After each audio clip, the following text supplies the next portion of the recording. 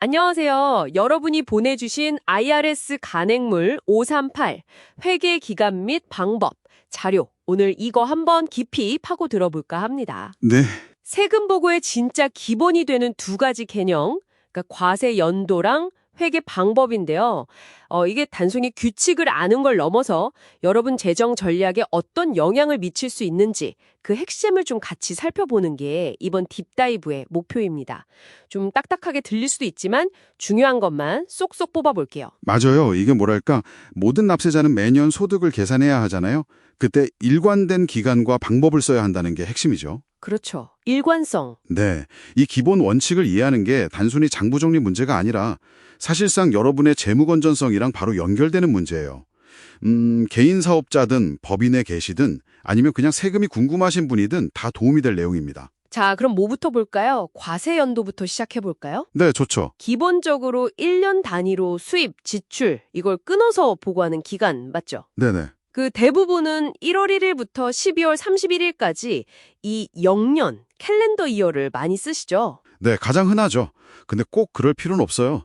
사업 특성상 다른 주기가 더 의미가 있다 그러면 12월 31일 말고 다른 달 말일에 끝나는 회계연도 피스컬 이어를 선택할 수도 있거든요. 아, 예를 들면요. 예를 들어 스키장 같은 곳은 겨울 시즌이 중요하니까 회계연도를 거기에 맞추는 게 더 합리적일 수도 있죠. 아니면 아예 특정 요일을 기준으로 52주나 53주로 쪼개는 방식도 있고요. 오, 그런 것도 있군요. 근데 여기서 진짜 중요한 건 한 번 정하면 마음대로 바꾸기가 좀 어렵다는 거예요. IRS 승인이 필요하거든요. 일관성이 정말 중요합니다. 아, 승인까지 받아야 하는군요. 그럼 만약에 회사를 연중에 설립하거나 아니면 해산하면 1년이 안 될 수도 있잖아요. 그렇죠. 그런 건 단기과세 연도라고 하던데요. 이때는 세금 계산이 좀 다르다고요? 네, 맞아요. 단기 과세 연도. 예를 들어 6개월만 운영했다. 그러면 그 6개월치 소득을 1년치로 환산해서 세율을 적용해요. 이걸 연간화라고 하는데요. 아, 연간화. 왜 그렇게 하는 거죠? 짧게 운용했다고 낮은 세율만 적용받는 걸 막으려는 거죠. 공평하게요. 그리고 또 파트너십이나 S법인 같은 특정 사업체는요. 그 파트너나 주주의 과세연도에 맞춰야 하는 필수 과세연도 규정이 있을 수도 있어요. 아, 이것도 뭔가 이유가 있겠네요. 네, 소득 시기를 마음대로 조절하는 걸 좀 막으려는 거예요. 물론 사업상 타당한 이유가 있거나 아니면 섹션 444 같은 특정 선택을 하면 예외가 되기도 합니다. 바꾸려면 보통 폼 1218 내고 IRS 승인을 받아야 하고요. 알겠습니다. 언제 보고할지 정하는 과세 연도. 복잡하지만 중요하네요. 그럼 이제 어떻게 기록할지 회계 방법으로 넘어가 볼까요? 크게 두 가지잖아요. 현금 기준이랑 발생 기준. 네, 현금 기준 캐시 메소드는 진짜 이름 그대로예요. 아주 간단해요. 네. 현금을 실제로 받았을 때 혹은 내 통제하에 들어왔을 때 이걸 구성적 수취, constructive receipt라고 하는데 이때 소득으로 잡고요. 아, 구성적 수취. 수표를 받았는데 아직 입금 안 했어도 소득일 수 있다. 이런 건가요? 그렇죠. 바로 그거예요. 내 거라고 확실히 할 수 있으면 소득인 거죠. 비용은 실제로 지불했을 때 공제하고요.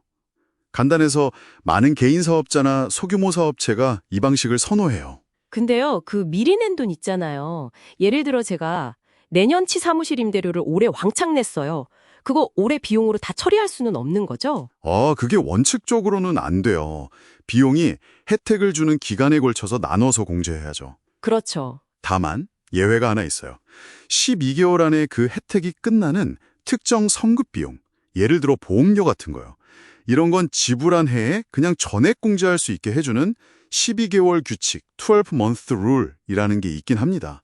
좀 숨통을 틔워주는 거죠. 아하, 12개월 규칙. 유용하겠네요. 그럼 다른 하나, 발생 기준, accrual method는 어떤가요?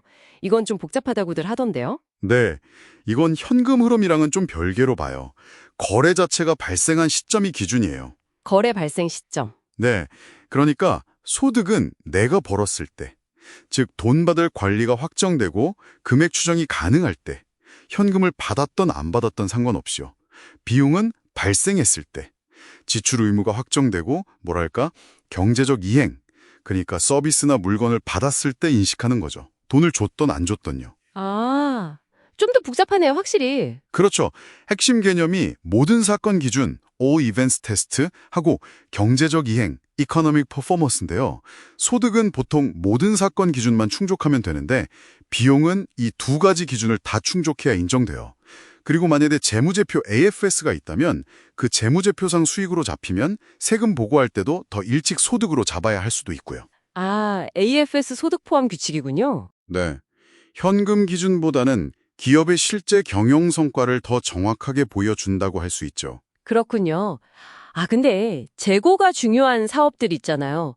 뭐 물건 사서 파는 도소매업 같은 곳들? 이런 데는 보통 발생 기준을 써야 한다고 들었어요. 왜 그런 거죠? 그건 상품의 구매랑 판매가 소득의 핵심이기 때문이에요.